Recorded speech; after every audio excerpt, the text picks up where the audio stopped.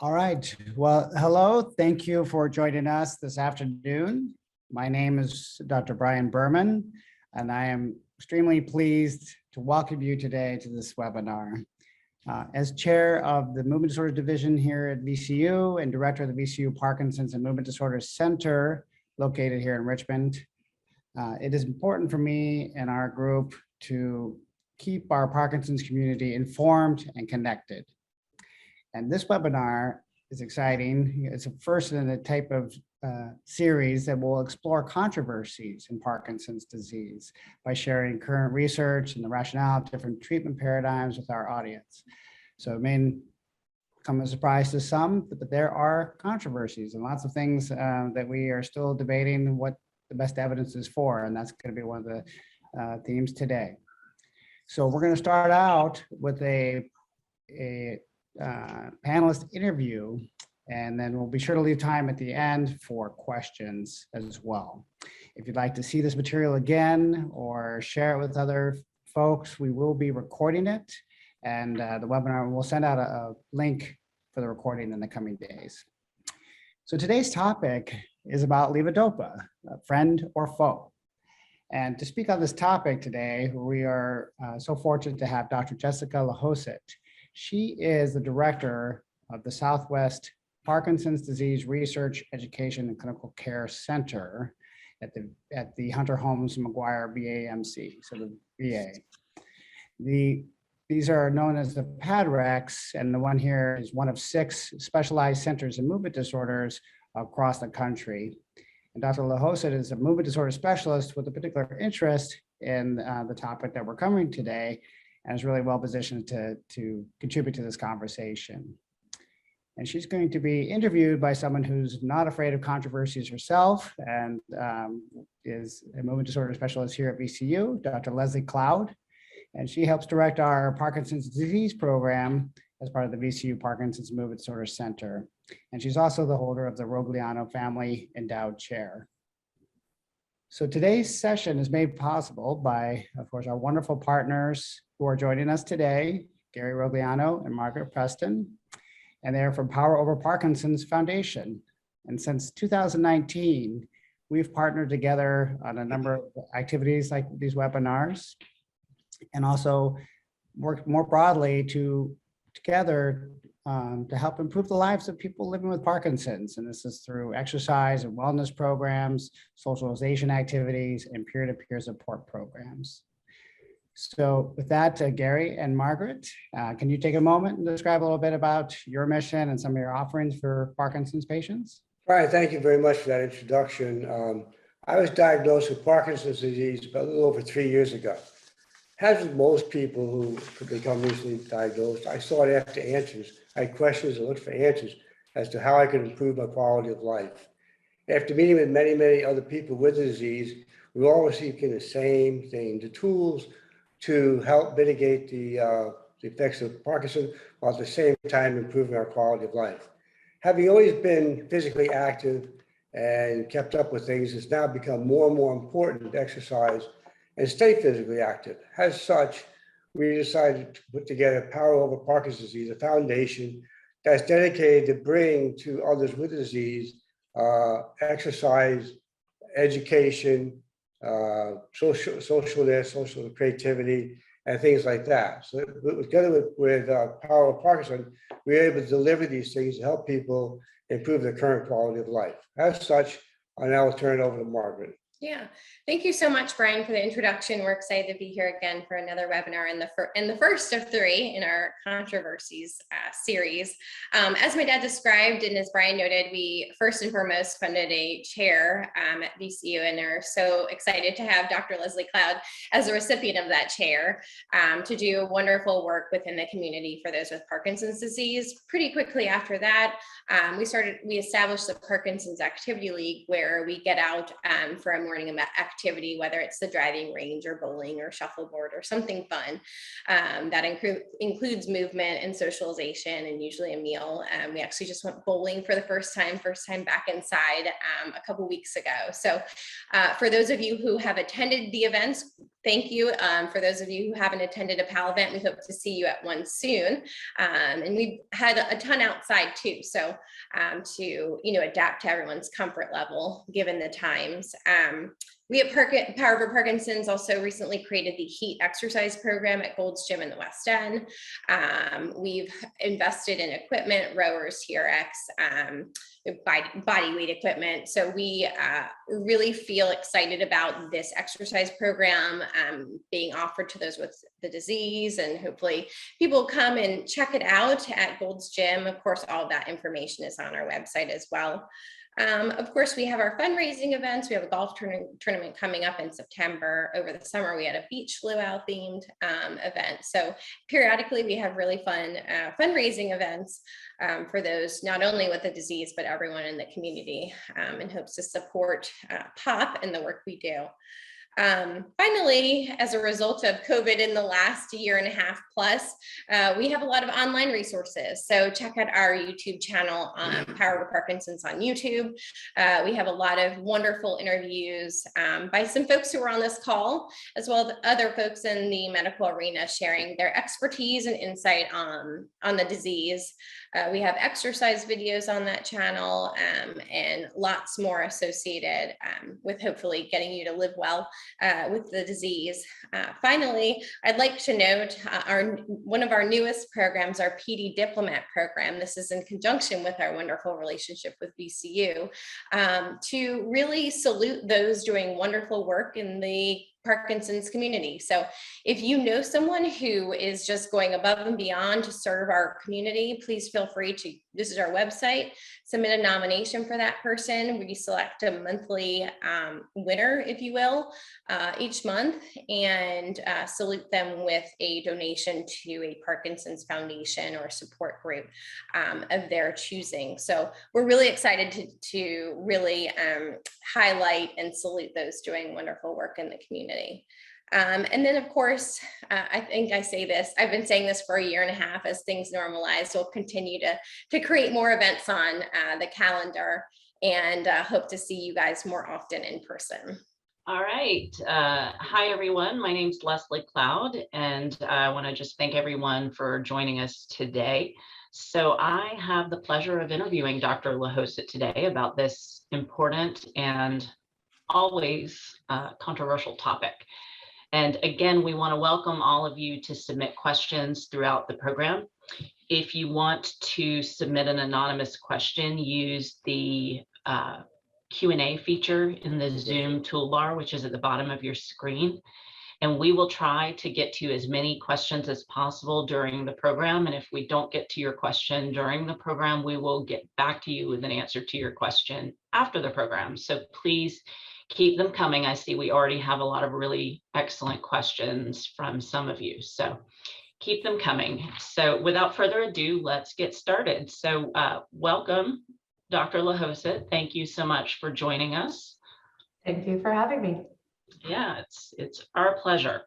So I guess let's start by having you tell our audience a little bit about levodopa. Specifically, why don't you tell us a little bit about what it is, how it works, and what are its most common side effects?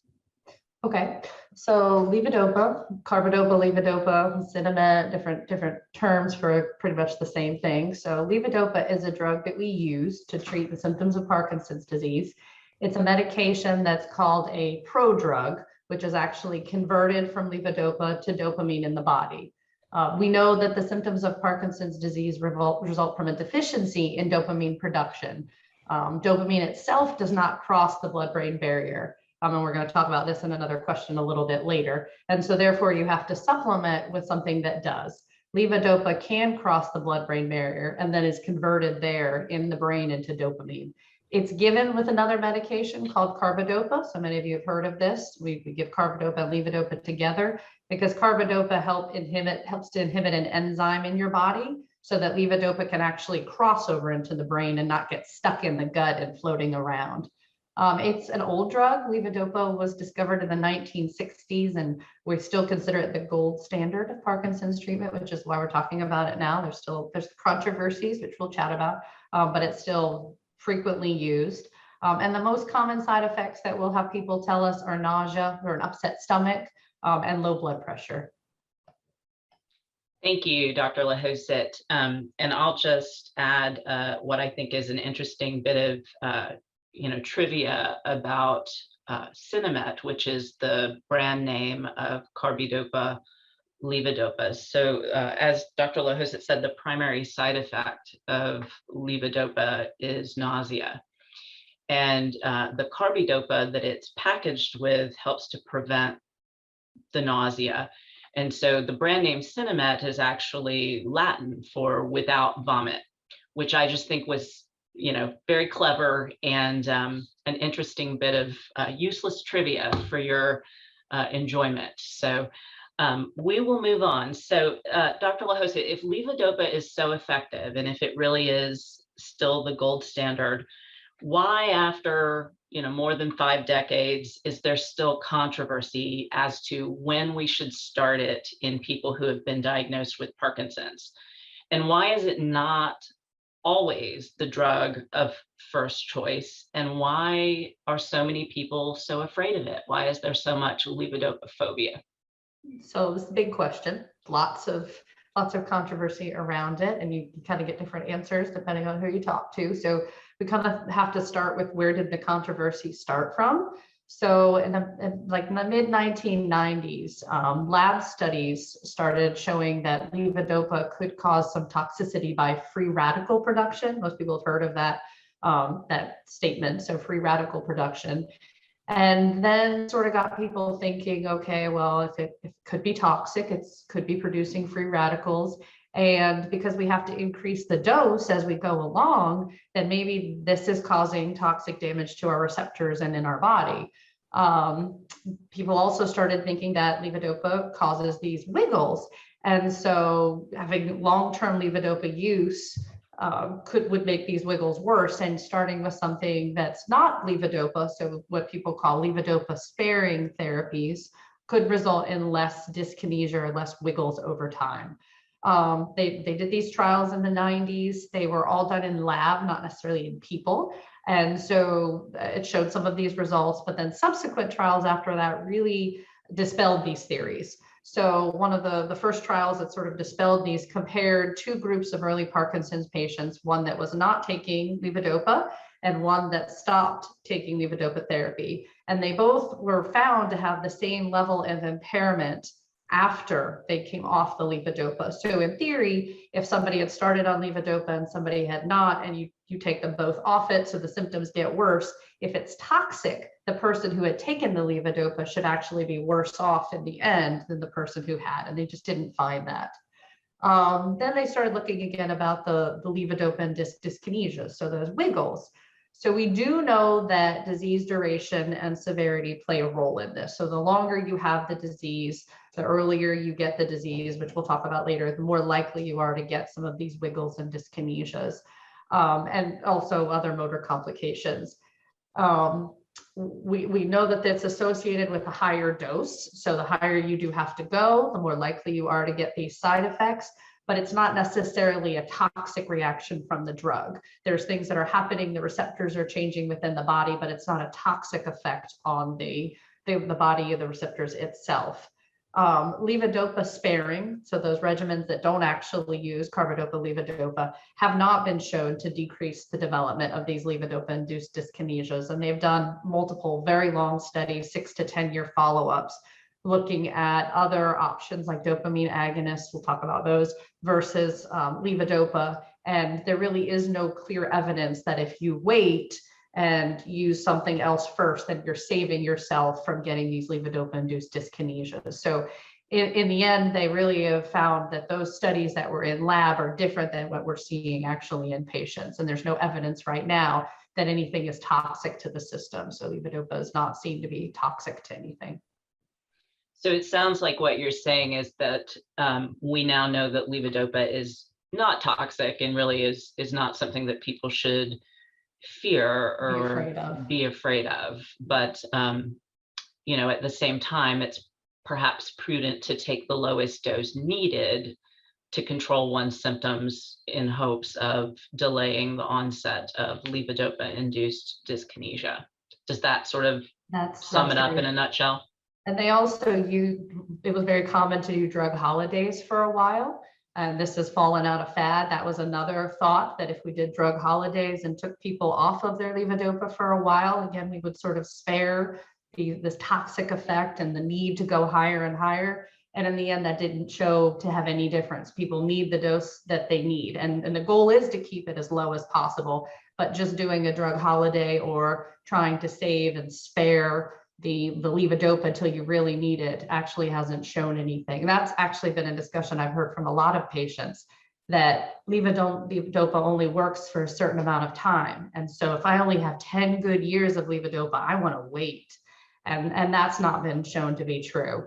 When you need it, and waiting, you're going to get to the same dose in the end that you needed to get to. Excellent. Thank you for that.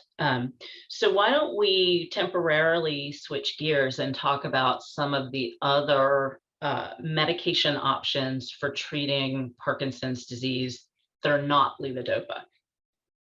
Okay. We're going to stick to oral medications. We won't do any of the other things. So oral medications that you could take other than carbidopa, levodopa are dopamine agonists and MAO-B inhibitors. So each of those are separate, and there's different options within each class. First, you should look at the potency of the medication. So if you're thinking of the three options that we have when we're choosing, you have your most potent, which is your carbidopa, levodopa. You've got your dopamine agonists, which are moderately potent for improving symptoms. And then you have your MAO-B inhibitors, which are mildly potent, the least potent for improving symptoms. So that also helps us when we're making decisions, thinking of what we need to use. So dopamine agonists, they function by stimulating the dopamine receptors in the brain. So levodopa goes in, it's converted to dopamine, it tags onto these receptors, and it starts functioning as dopamine. Dopamine agonists, what they do, they go in and they sit on the receptors and they turn them on, but they're not actually dopamine. So they work, but they don't work quite as strongly as just putting in the dopamine that you need. They fool the system into thinking that dopamine is available. The common ones that we'll use, and you might have heard, are pramipexole, ropinirole, or rotigotine, which is a patch form. The other two are oral, that is a patch form. Side effects can be pretty severe from these. They're not mild. They can be nothing, but you can certainly have side effects where you have daytime sleep attacks or sudden sleepiness, visual hallucinations, leg swelling, nausea, blood pressure. And the biggest thing that we always ask patients about are compulsive behaviors. Obsessive things, gambling, shopping, those kind of things can happen with these medications. So you want to be very careful. MAO-B inhibitors, what they do is they're going in and they're blocking the action of an enzyme that is destroying dopamine, that's breaking down dopamine. So they're going in, they're using what dopamine you have left, and they're trying to keep it around in the system. So that's why they're the least potent, because they're not actually going in and stimulating the receptors or putting in what you're deficient in. They're trying to help the brain use more efficiently what it's got and let it stay around a little bit longer. So they're leaving more dopamine around in the brain. The most common one that we use is rasagiline. There's one called selegiline, but it's not often used. It breaks down to an amphetamine, so it can interfere with people's sleep, makes them a little hyped up. So we often will use rasagiline. And there is one new one called sulfonamide, which is a newer form that's a little bit more specific. Side effects: dry mouth, nausea, some lightheadedness, constipation, confusion, mild, mostly side effects. But again, there tends to be the least potent of medications that we're using. Thank you. That's a really nice overview of dopamine agonists and MAO-B inhibitors. So do any of these medication classes that we've discussed, so levodopa, dopamine agonists, MAO-B inhibitors, do any of them slow Parkinson's disease progression? So the big question, one of the bigger controversies. So neuroprotective is what we're all looking for. So neuroprotective is that holy grail. What neuroprotective means is, does it slow disease progression? So if we look at the three classes, definitively 100%, we can say no to levodopa and no to dopamine agonists. Everybody knows that. Everybody's well aware of that. They do not slow disease progression. They are going in, they're doing symptom management. The controversy lies around the MAOB inhibitor group. And so that's the one that we're going to chat about the most. So looking sort of back at the evidence and the MAOBs, the older one that I mentioned, the selegiline, was actually the first trial for this. And there were really good thoughts that the MAOB inhibitors were going to be neuroprotective. They were going to stop some of that free radical damage and be neuroprotective to the cells. So they did a study and they found that levodopa or selegiline before levodopa delayed the requirement for levodopa medication. Now the question is, was that a symptomatic benefit? Are you just getting benefit from selegiline, or are you actually inducing neuroprotection? So that was that initial question that came out of that. When all patients in the trial were eventually started on selegiline, there was no difference in the progression from the early start and the late start. So in the end, it really did not show that if you started selegiline early, you were going to save yourself some time and decrease the severity of disease or decrease the progression that was already going to happen. So then they flipped and they looked at the second drug, the newer drug, rasagiline, Azilect, that people have heard of before. And so they've studied that in 2 major trials, which did have some positive outcomes. They showed that taking Azilect early and taking it earlier and starting it before levodopa therapy did at first seem to delay the progression of disease. But you have to look very closely at the studies, and this is where the real controversy comes from. So everybody was super excited. Everybody was throwing people on rasagiline left and right, and it was wonderful. And then we started to look a little bit more at the data. So two very important things. First, there were only very small changes in the clinical outcomes. So when you actually looked at the data, you think about the total UPDRS score, which is the score that we evaluate how symptoms are being managed in Parkinson's, only improved by 2 points out of a total of 176. So less than 1% improvement in patients who were taking Azilect before they were converted to levodopa therapy. So in reality, 2 points out of 176 isn't actually statistically significant. So it didn't show a robust benefit. So that was very big. And they looked again further at the trial, and they decided to do 2 doses. And so this is, I think, where most physicians and providers have the biggest issue.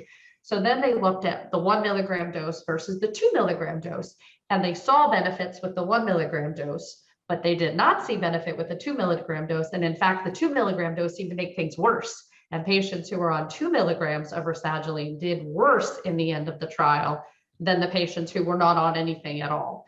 And so that brought up a whole lot of questions about how can this be neuroprotective if you increase the dose and you actually are making the patients seem to get worse rather than not taking it all.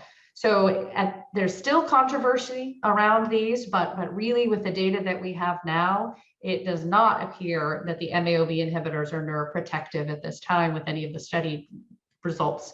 And so that's why most of us do not use it in that manner. And I'll just add to that, there's also no reason to fear the MAOB inhibitors or be concerned that the currently available MAOB inhibitors are toxic at the doses that are FDA approved. So, the trial that Dr. Lahoset referenced that looked at rasagiline and found, some evidence of possible neuroprotection at the 1 milligram dose, but not at 2 milligrams. Has been taken into account. And so the maximum FDA approved dose is 1 milligram. And so if you're on rasagiline, you certainly don't need to be panicking right now that, that's a bad thing. Okay, so let's change gears a little bit and talk about your personal approach to managing early Parkinson's disease. So tell me a little bit, when you first diagnose a patient with Parkinson's disease, how do you personally decide when to start medication and what to start as that first drug? So just like I think all providers do, each patient is different. Each patient we have to take into individual factors. We have to look at other comorbidities, if patients have diabetes, if they have blood pressure issues, if they're very active, if they're not very active. So really we have to first look at the whole picture. And I know we all do, but I definitely sit down with our patients. And when we have the first diagnosis, we're getting that whole picture. And the number one question I always ask is, how are the symptoms bothering you? So one thing that we have to remember, because we do not have anything that is neuroprotective or resetting the clock, what we're doing is symptom management. So the very first question every patient, I have to ask every patient is, how is it bothering you? Because in truth, if it's not really bothering them, we do not need medication therapy. We start to treat when the symptoms become bothersome to patients. And so that's a long discussion, and we need to figure out what everybody's threshold is, and everybody is different. We have patients that barely might have the slightest little tremor, and it's devastating because they need their hands for what they're still doing. Or we have patients that have a pretty wicked tremor where we would really want to treat, and they say, you know what, I'm fine. So it really has to be based on the patient. We know that there's no neuroprotective doses or neuroprotective meds. So really it's symptom management. We have to discuss quality of life. We have to sit down and talk with the family, the caregivers. Do we want one-time dosing? Like our MAOB inhibitors, right? Like rasagiline, we could do one-time dose, but we know that we're not going to get a huge, robust symptom benefit, but it's once a day. Or do we go for carbidopa, levodopa, which is going to obviously get a lot more symptom management, but we're talking 3 to 4 times a day, 1 to 2 to 3 to however many pills. So you have to take into account, can people do that?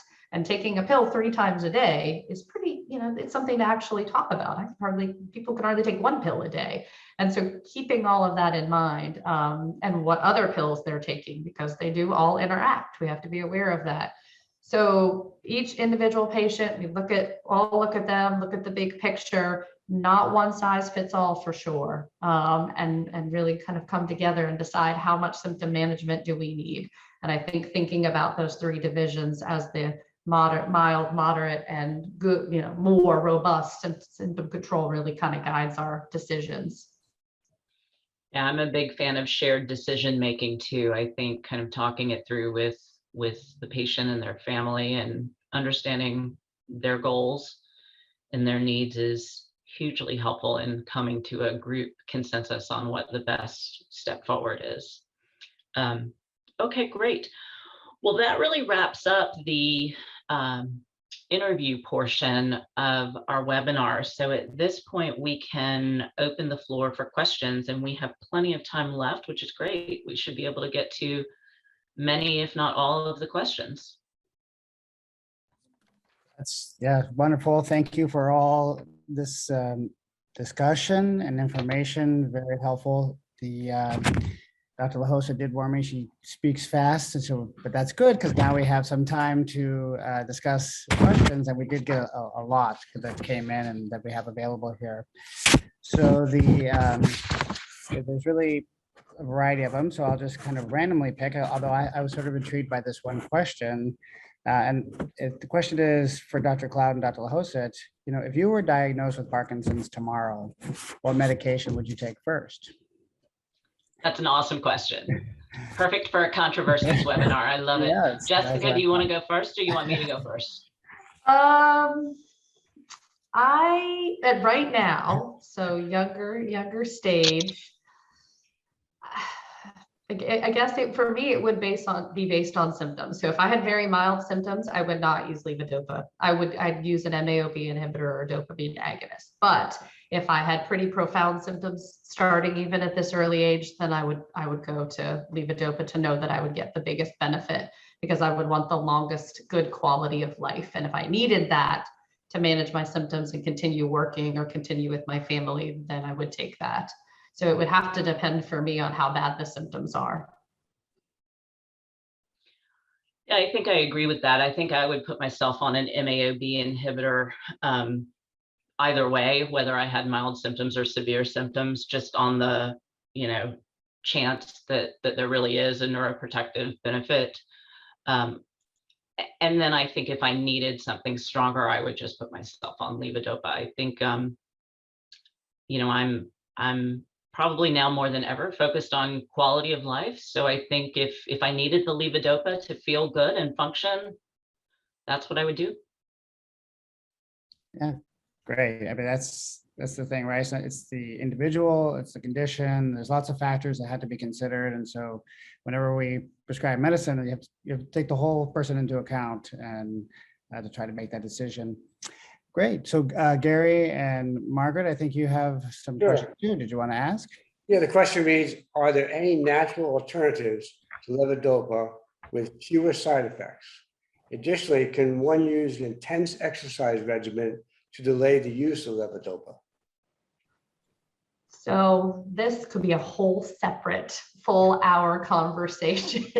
And I actually have a patient who is a chiropractor, and we've gone over all of the supplements. So I know them quite well that are options. We will not talk about all of those options, but there are quite a few that I know people have talked about. The most common one is, why can't I just take dopamine that I see in the grocery store in the vitamin aisle? Number one is, it does not cross the blood-brain barrier. So it's going to sit in your stomach. It's going to give you an upset stomach. It's not intended to get across and actually replace the dopamine that's in your brain. There are some other ones that again have been used and people have thought have had some benefit. The hardest thing I think about these is that there are no regulated trials and there's no accurate dosing. So we don't know, nothing has been done. So if somebody takes cunniparins and takes 1 tablet, takes 7 tablets, we don't know. And it's also not FDA regulated. So it's like a vitamin. So you could get a very high dose in this one pill and a very low dose in this pill. So it's not regulated well enough for us to consistently be able to see if it does help. Again, I do have a patient who we've tried all of these things and some seem to work for a little while, but in the end, he's still taking the carbidopa, levodopa as we knew he would need to. Exercise is hugely important. I don't think it's a replacement for the dopamine that we need to be putting back in, but it certainly produces your endogenous dopamine. Exercise makes you happy and produces more of it. So it's not a bad thing, and it's just adding to it. And we all encourage exercise. I know every single provider here encourages exercise for sure. And there have been really good studies to show that it definitely helps with the disease. The question that we still have not answered is what type, how long, and how long are the benefits? Do they last? So if somebody exercises intensely for 6 months and then gives it up, does that last for a year or two, or does it only last that 6 months and you're done? So I think that's the hardest part with the exercise question. Really do something that you enjoy and is fun for you, and that's going to increase your dopamine. If you don't like doing something and you go exercise, even if you exercise your hiney off, you're not producing dopamine, you're producing cortisol because you're mad because you're doing it. So more importantly is to do something fun. And I think that it will help. So how many of us can raise our hands with raising cortisol? I probably can while I work out. Dr. LaHoussaye, I have another question from an audience member. It reads, it seems like there are lots of different types of levodopa, as you mentioned. Can you explain what they are and why we need so many? So the drug companies and researchers are trying to find that special pill, that special way to deliver that pill. And that's why we get different formulations. So that's why we call Sinemet, that carbidopa, levodopa, our kind of gold standard, or oldie but goodie, because it's one of the formulations. You have others. You have something called Rytari, which is the same medication, just packaged differently. Beads are dissolved in a different rate, and so the absorption is different. You have new things that are actually coming out that are pretty neat with layers of medication on pills and the way that they're absorbed. So really, the medication isn't changing. It's just the way that it's being packaged and trying to get around that absorption issue that we know happens as the disease progresses. So they're all pretty similar, just different packaging. Okay, thank you. And I just want to add to that really quickly before we move on, that in addition to oral formulations of levodopa, we also now have inhaled levodopa, which is used predominantly as a rescue medication for people with sudden, unexpected off time. And then we have carbidopa, levodopa intestinal gel that's infused directly into the small bowel, which is the site of absorption. using an external infusion pump. And so we have a variety of oral formulations, and then we have inhaled levodopa as well as the intestinal gel. Hey, another great question from our panels is, are there some types of patients who are more likely to get into the worrisome side effects from levodopa, such as dyskinesia? So younger is definitely more likely. Younger is classified under 50. Younger is a little different for my patient population at the VA. So younger, though, in outside world terms is 50s-ish. More likely, definitely, to get dyskinesias, longer duration of disease. So the receptors and the loss of dopamine, and you think about it, as dopamine loss occurs over time, and we're all losing it. It's just at the rate at which we're losing it, and a Parkinson's patient loses it much faster. If you've lost that much dopamine by the time you're 50, your body is just not going to respond as well to the medications and to the constant degeneration. So younger patients are absolutely more at risk. They're more at risk of having the frequent wearing off, so needing even higher doses or more frequent doses, which then all bundled together increases your risk because you're using a lot more levodopa to control those symptoms, and you've had a much longer duration. And that treatment window gets narrower and narrower. So we shoot for, giving a pill, the medication absorbs, and we never really hopefully don't get to the point where you get all wiggly and then you kind of wear off and you come back on, but we try to keep that window nice. And as you progress, it gets smaller and smaller. And so as the younger patients, that will happen for sure. So younger and a lot more medication needed to control severe symptoms have a higher risk. Mm-hmm. And I would just add to that there may be some subtle gender differences as well. It's not as well studied, but there's an interesting phenomenon when you give the same dose of levodopa to a man and a woman with similar body mass index. So same weight, same, therefore, volume of distribution, women absorb more of it. And so, their blood levels are higher. And so they are perhaps more vulnerable to peak dose dyskinesia. So as a Parkinson's disease specialist, oftentimes our most challenging patients are the young onset women, because, when you get enough levodopa in them to really effectively manage their symptoms, they're already dyskinetic. And so they just are very brittle. All right, well, those are great questions and great answers. Thank you. We still have more questions flooded in, so I hope you can stick with us. So I'll just pick a couple here. One thing that we do hear about, this is for Dr. Lahoset. You do hear this a lot from patients. They wonder if levodopa stops working after some period of time. And if that's the case, then, should they hold off on taking it? So I hear that a lot. I do. It was more common, I think, before my time, but it's definitely still prevalent. I hear a lot of patients say that. Again, they think there's like a window of time. It's only going to work for 10 years. And so I need to hold off, because if I wait until I'm 70, then that means I get from 70 to 80. And that's just not the case. The disease itself is a degenerative disease, and the dopamine is dropping. It's just dropping over time. So you're going to need more levodopa over time, and you're going to respond less well over time, no matter if you start the medication now or if you start it 5 years from now. And the studies really showed that there was no benefit to waiting, because you got to the same eventual dose of levodopa over the time period if you waited or if you didn't. And again, talking about quality of life. And I talk about that with my patients a lot when they're worried about this. If your quality of life is not good, we need to make it good now and do the best we can, because I don't know what's going to happen 5 years from now. So let's try to do the best we can now, and we'll just deal with the disease as it changes. It's a constantly changing thing. And I know everybody that has Parkinson's on this call knows we don't set it and forget it. We change your doses, we adjust them, and it does not make a difference if we hold off and wait. Yeah, thank you. So next question, you talked a little bit about Rytary and that version of Sinemet that's sold as extended release formulation. A question that comes in is, when is it a better choice than Sinemet, for example? And linked to it is another question someone asked about Stalevo. as another formulation, and when should they, switch to that, or do they need to?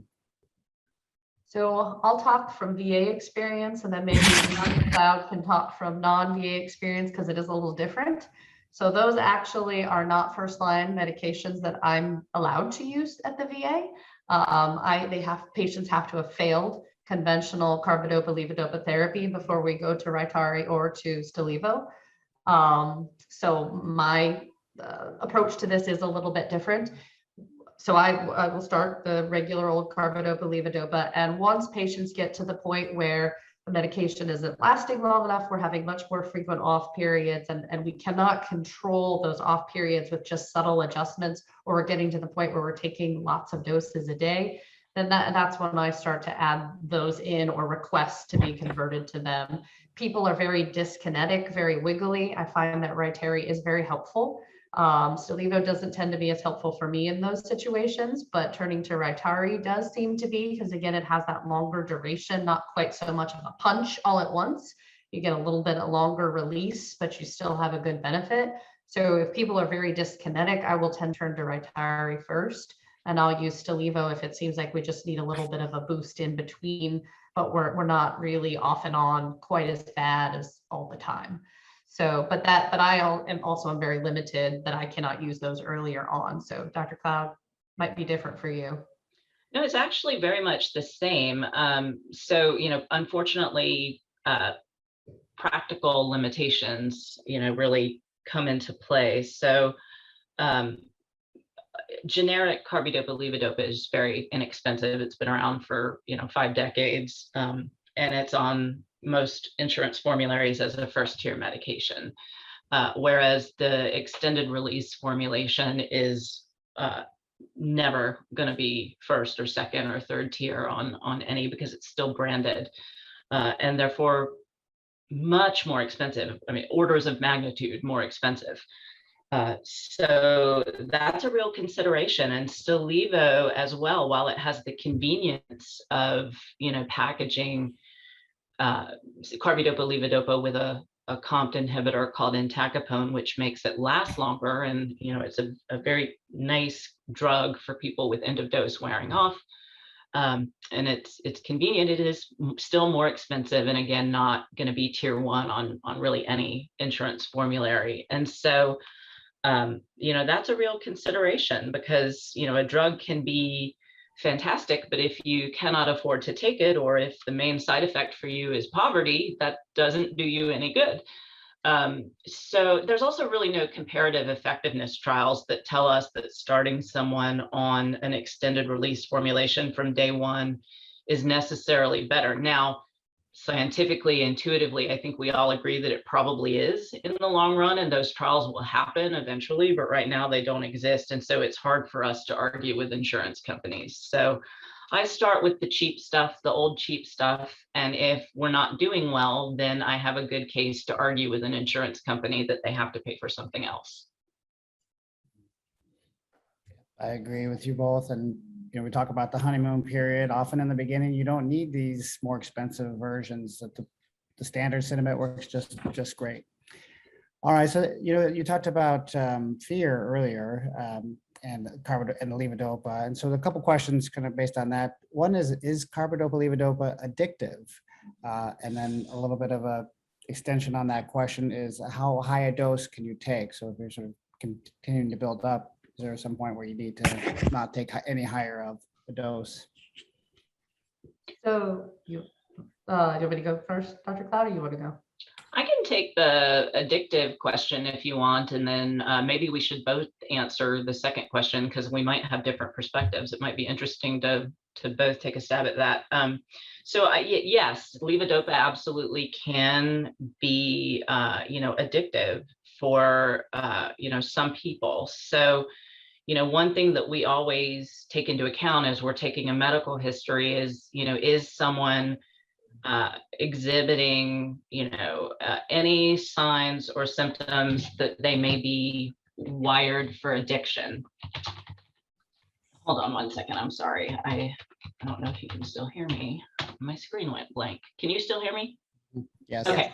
Yeah. So if someone has in their past medical history, for example, obsessive compulsive disorder or any kind of substance dependence, alcoholism, drug dependence, then, that perhaps puts them at higher risk for, having some problems with, what we call dopamine dysregulation syndrome, which is essentially sort of like addictive behavior around the dopamine medications that we use for Parkinson's disease.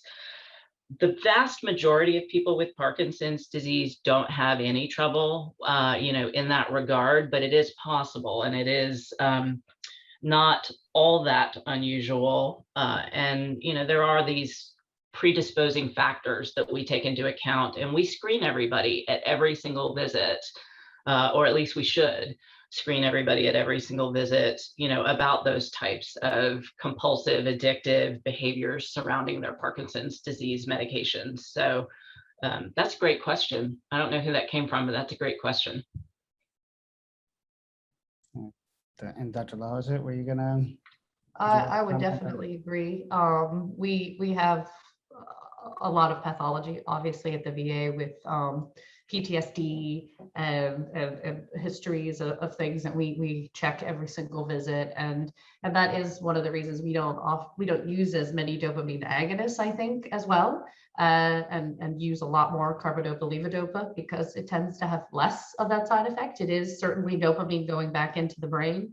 I have patients that are schizophrenic who are on carbidopa levodopa, and if you think about those are two totally different things, and so you just have to balance these things out very carefully and be aware that you are putting something in that is a very happy chemical, and when you stimulate all those areas and make people very happy, you can go a little beyond and you can get that dopamine dysregulation. So you just have to be aware of that. All right, thank you both. And then there was a second part to your question, Brian, but I don't remember what it was. Let's see.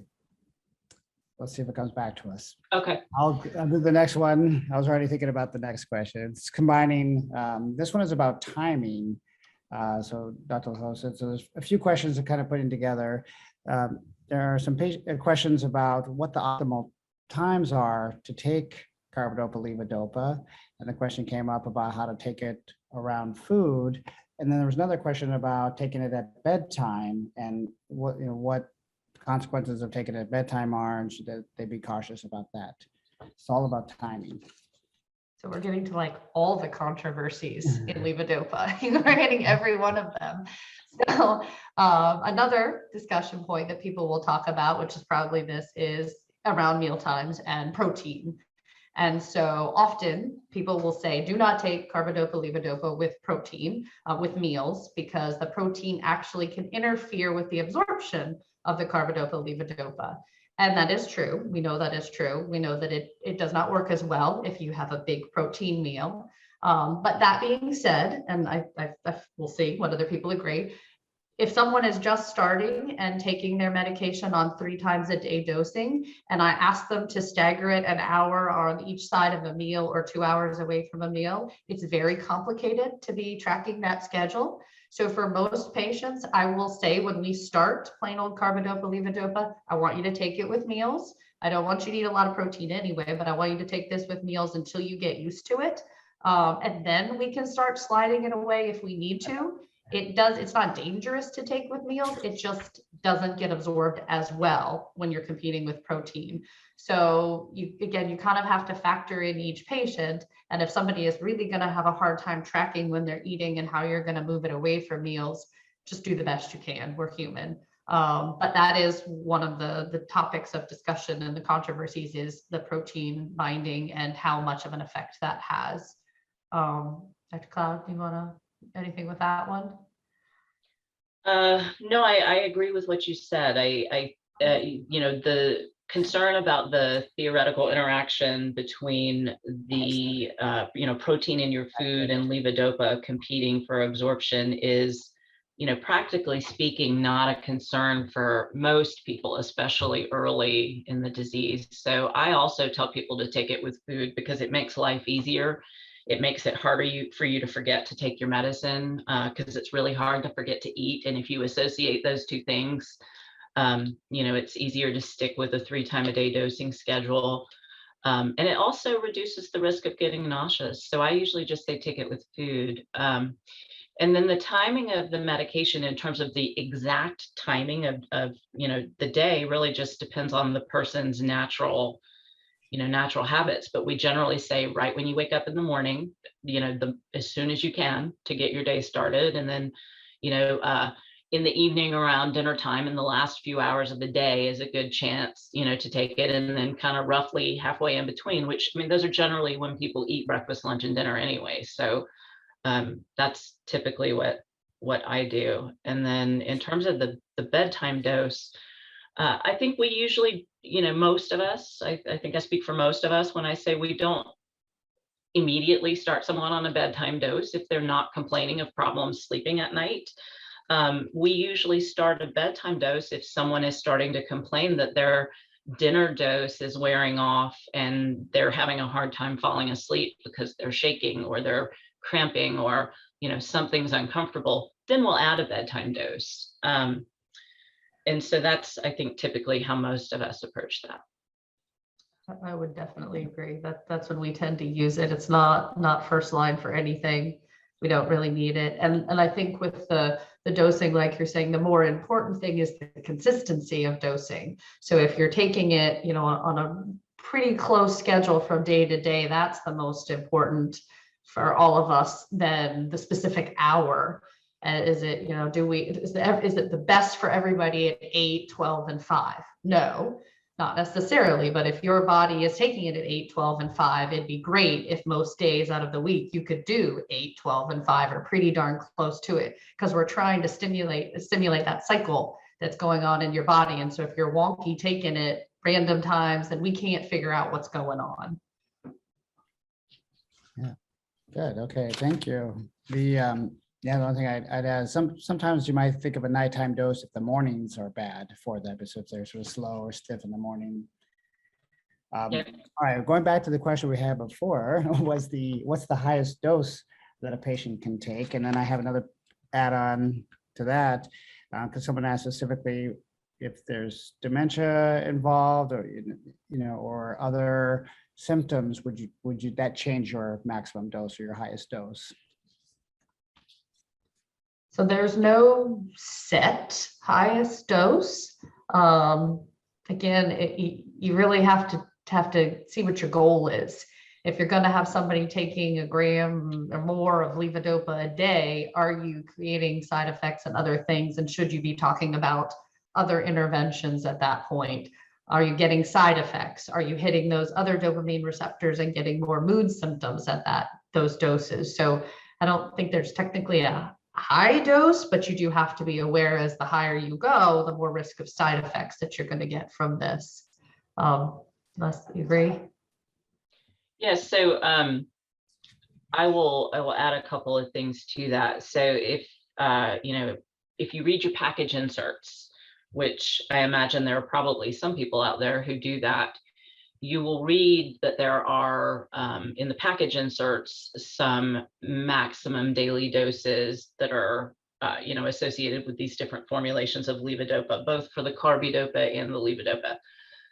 Those maximum daily doses are there just because in the trials, the pivotal trials that led up to the FDA approval, that's as high as they went. That doesn't mean that it is not safe to blow right past that upper maximum dose. And in fact, we do that literally every day. So I completely agree. There is no daily maximum dose, of levodopa or carbidopa, but generally speaking, as Dr. Lahoset said, once you're getting, to 1200, or higher a day of levodopa specifically, that's getting into the higher dosing range. And while we do that, that usually is when we start to get side effects and need to start thinking about adding other medications into the mix or deep brain stimulation surgery or, other things, because it becomes more complicated. Okay, so we're getting time for the last few questions. And one that's come up that's timely, of course, is about levodopa and probably all other Parkinson's medications and the COVID vaccine. So is there any problem or conflict with taking these together? No, I think Not at all. And I tell literally every single patient I ask at every visit if you've been vaccinated, and has every member of your household who's eligible been vaccinated. And if they haven't, I urge them in the most,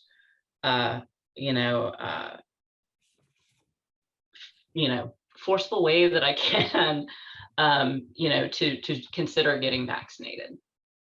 I think didn't the Parkinson's Foundation just come out with a statement too? I know our nurse has been showing this to patients who've had questions, and I believe that it's very specific for Parkinson's patients, and it says exactly that. There's no known risk, and the risk of getting COVID-19 is much higher and more severe in patients with Parkinson's. So Yeah, yes. especially if you have moderate to advanced Parkinson's disease. The muscles of respiration are affected by Parkinson's disease and the Parkinson's disease medications. And theoretically, an advanced Parkinson's patient is harder to ventilate. So you do not want to be on a ventilator.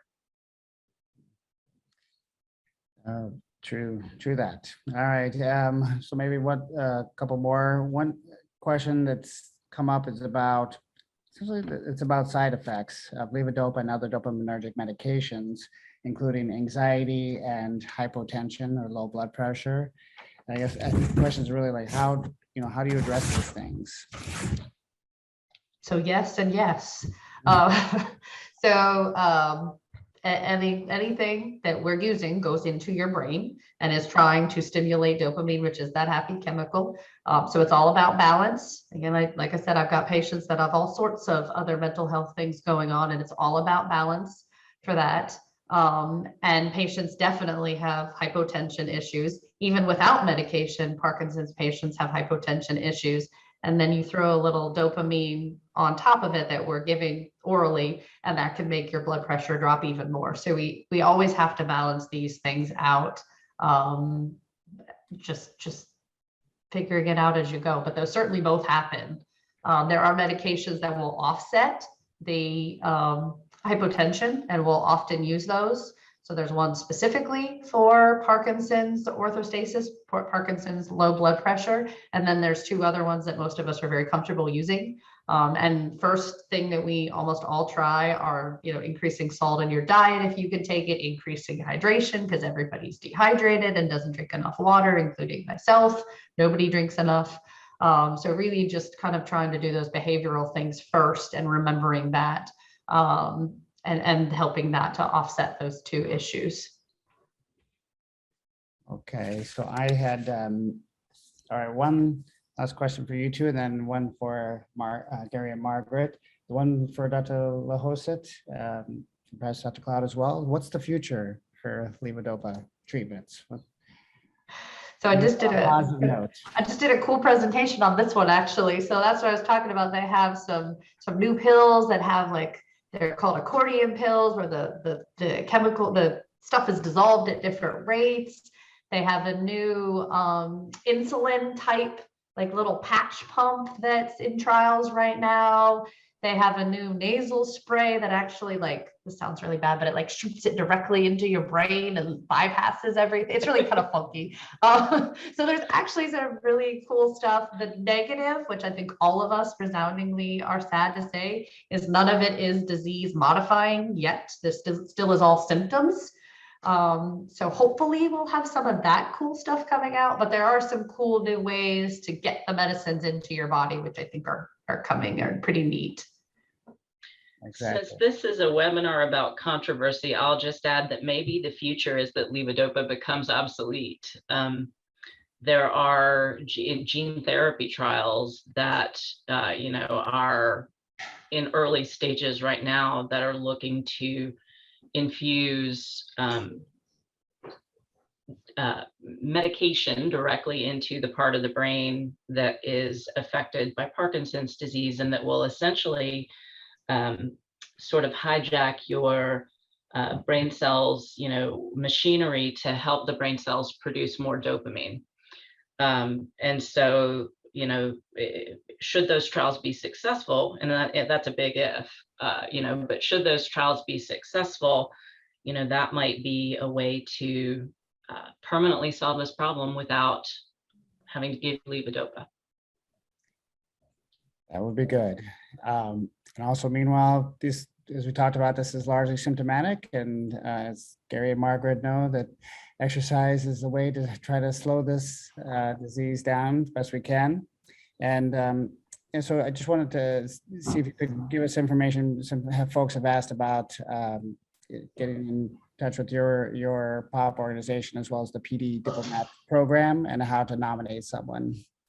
Yeah, so of course, all of our information is on our website at poweroverpd.org.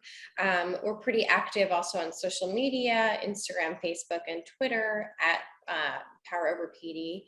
Are the handles for each of those. But the best thing is to just drop our website. We have information specifically on the PD Diplomat program. So you can read more about the program and then nominate an individual. Great. I should point out the Diplomat program is in partnership with VCU. Excellent. All right. So we are, thank you. We are all out of time. It's really been an engaging conversation. I think we could keep going for another hour, but we do have to say goodbye. If you enjoyed this webinar, I hope you'll consider supporting the important research and therapies discussed today. Philanthropic support makes a tremendous difference in advancing this work. You can learn more about from the VCU health side from our website, parkinsons.vcu.edu. And I'd like to really thank the Power Over Parkinson's group here, Gary and Margaret, for joining us today, participating, and for all that they've done to help support our program.